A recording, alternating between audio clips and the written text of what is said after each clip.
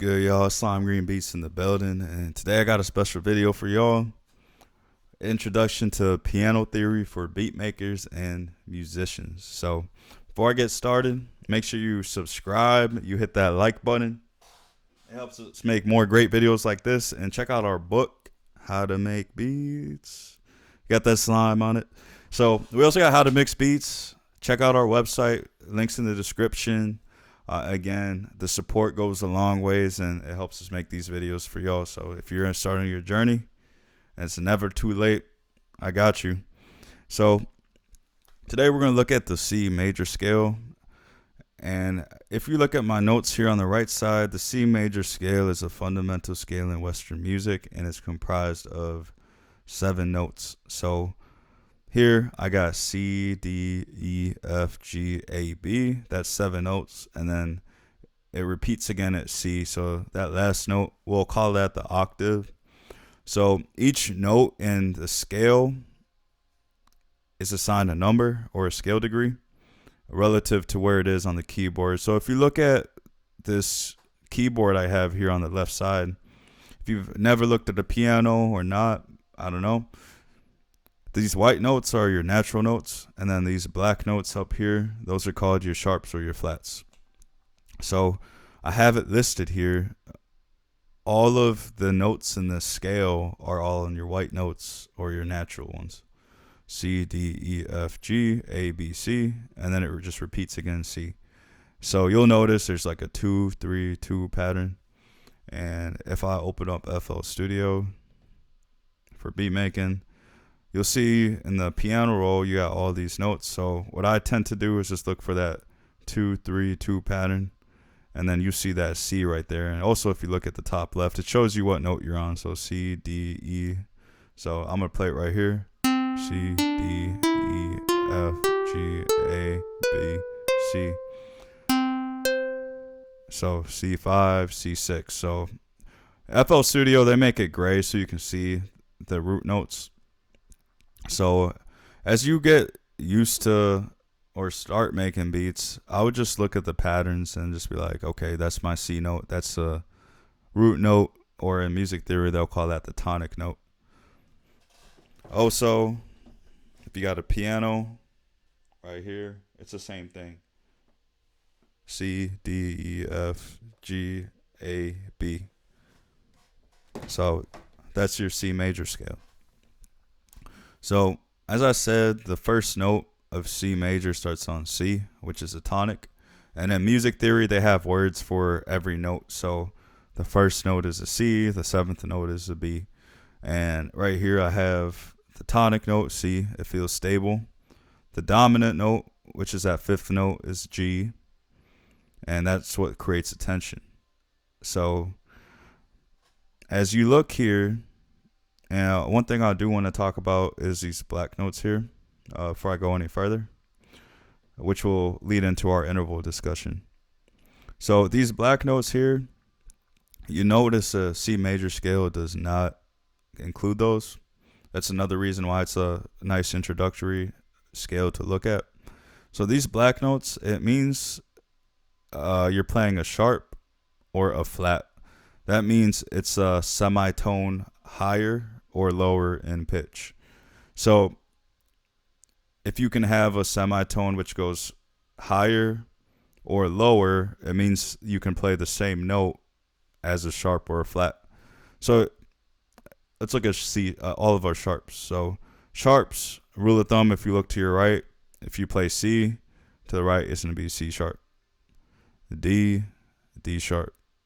F, F sharp. G, G sharp, A sharp, C, C sharp. The notes to the right of your natural notes become your sharps.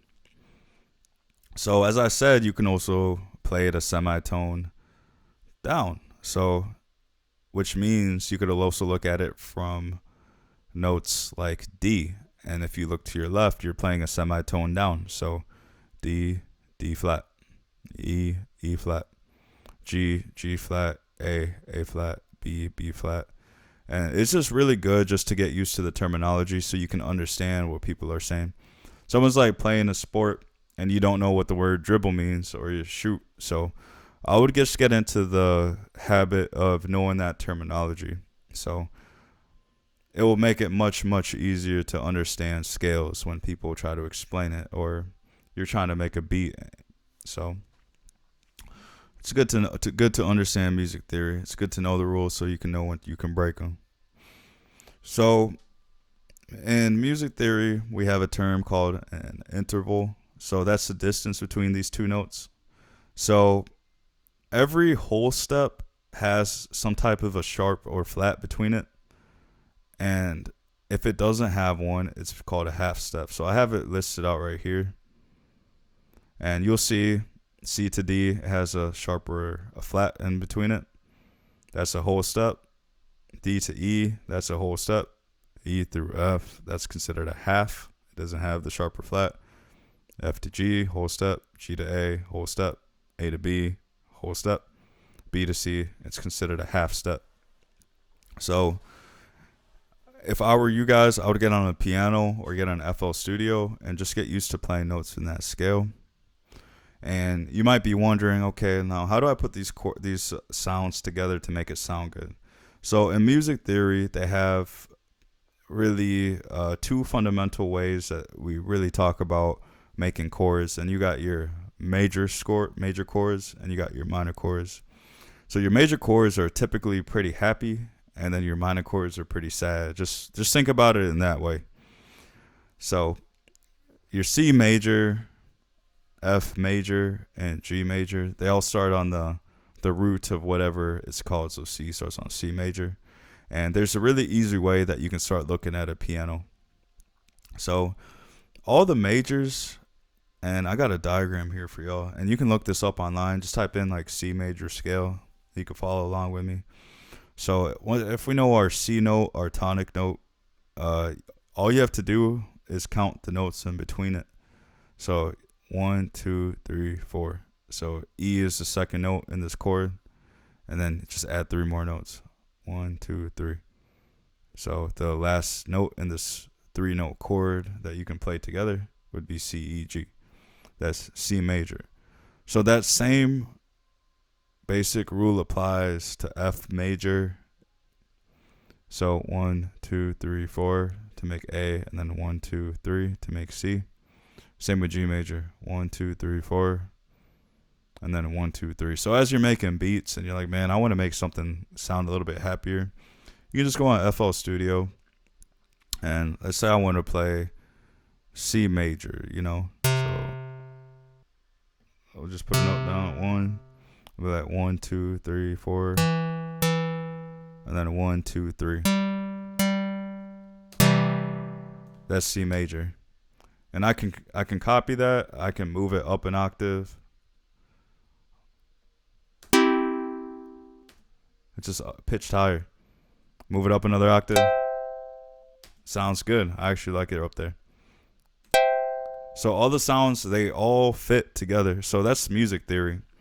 It's really the science, or there's some type of arithmetic to making these notes that sound good together. So minor has a sad tone.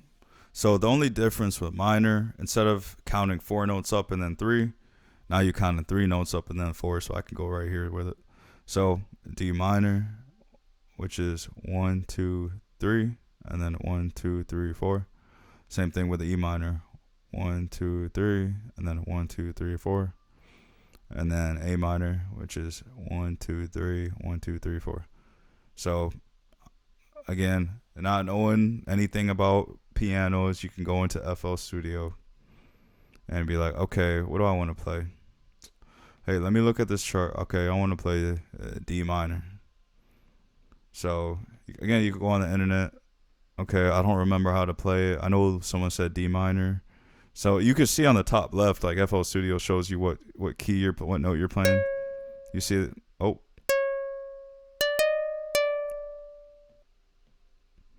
So D. Oh. So D. So I go 1, 2, 3. And then I go 1, 2, 3, 4. So that's D minor. So that sounds sad already. So I could, let's say, do something like that.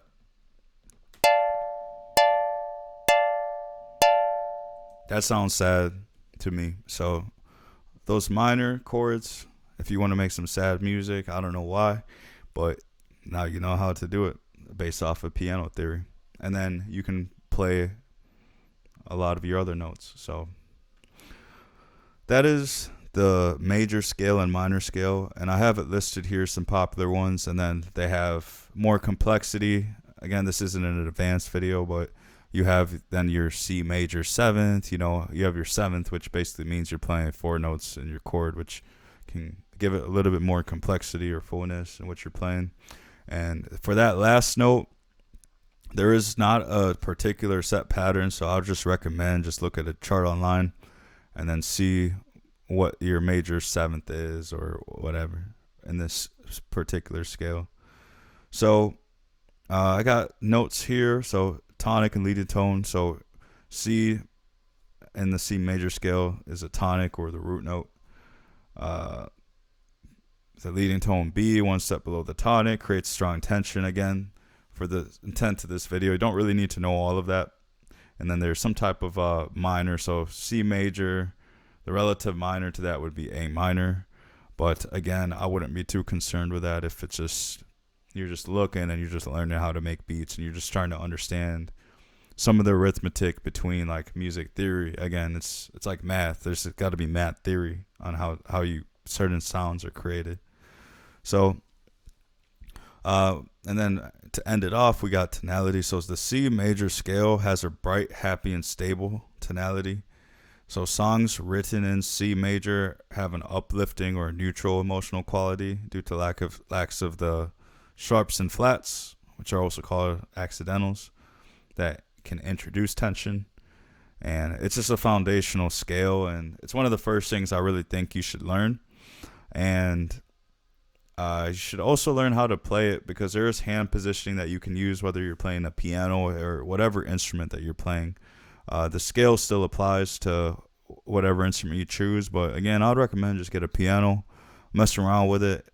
I mean, you don't have to be Mozart to start making beats. I think it's just good just to get the initial principles down and just understand the terminology, and it could take you a long way. And then start experimenting. You know, listen to it. Listen to the tones that are making it happy, making it sad, so you just have that innate ability to understand the music and what you're really trying to go for. So again, let me know if you like that video. Like, comment, subscribe. I mean, it helps us go crazy on slime and make more videos like this. Let me know what you guys would like to see. If you got any questions, concerns, and make sure you check us out, slimegreenbeats.com, and we got more heat coming for y'all, so let us know.